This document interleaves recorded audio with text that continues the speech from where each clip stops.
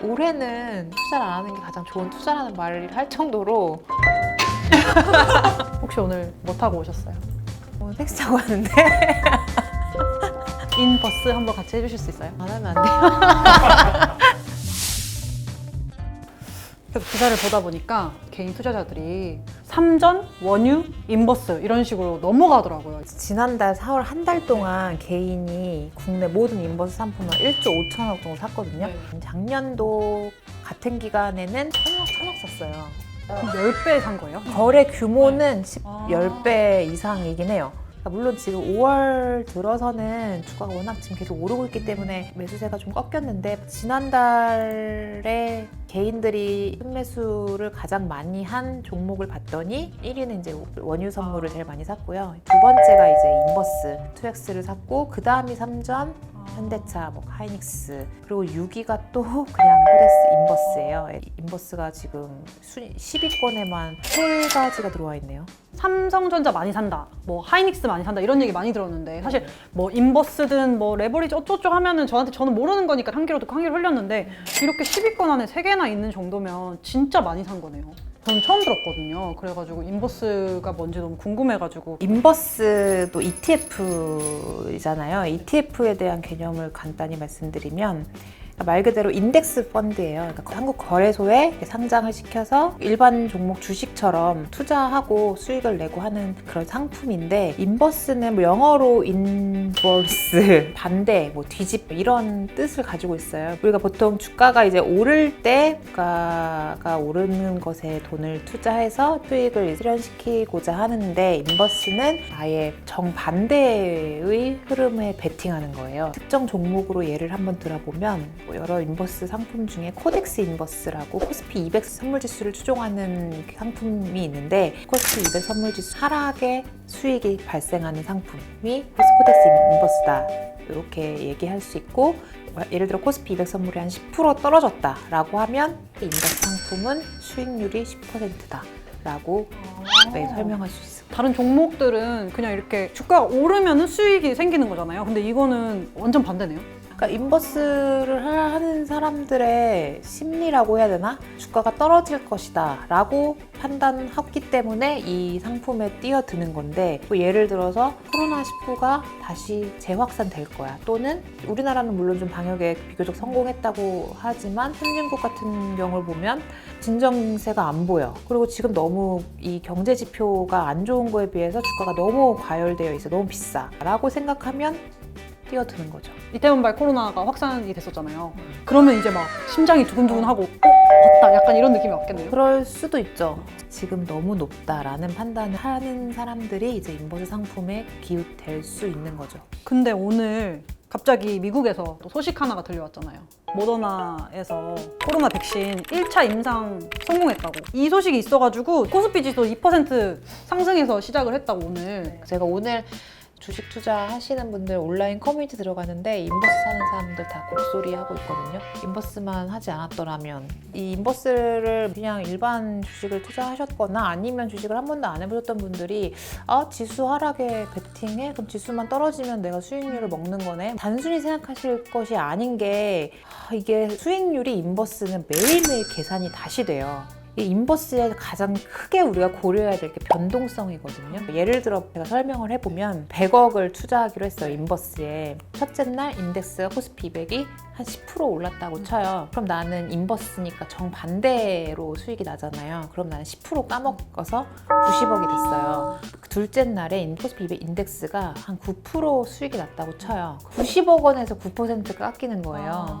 82억 원이 되는 거예요. 그러니까 마이너스 18%의 손실이 나는 거예요. 근데 이거는 어떤 경우? 변동성이 적은 경우, 한 10% 안팎에서 왔다 갔다 거릴 경우, 뭐 그래도 손실이 어마어마한데, 만약에 지난달이나 지지난달 같은 변동성이 큰 장세에서 만약에 내가 인버스를 샀어요, 그러면 완전 상황이 달라져요. 그죠? 처음에 인덱스가 20% 만약에 떨어졌다고 쳐요. 그러면 난 20%를 먹는 거잖아요. 그러면 나는 120억 원이 되죠, 첫째 날. 근데 만약에 둘째 날 인덱스가 50%가 뛰었어요. 근데 그럼 나는 어떻게 돼? 난 50%가 떨어지죠. 그러면 나는 120억에서 50%가 깎이는 거예요. 60억 원이 돼요. 그러니까 총 수익률이 마이너스 40%가 돼요.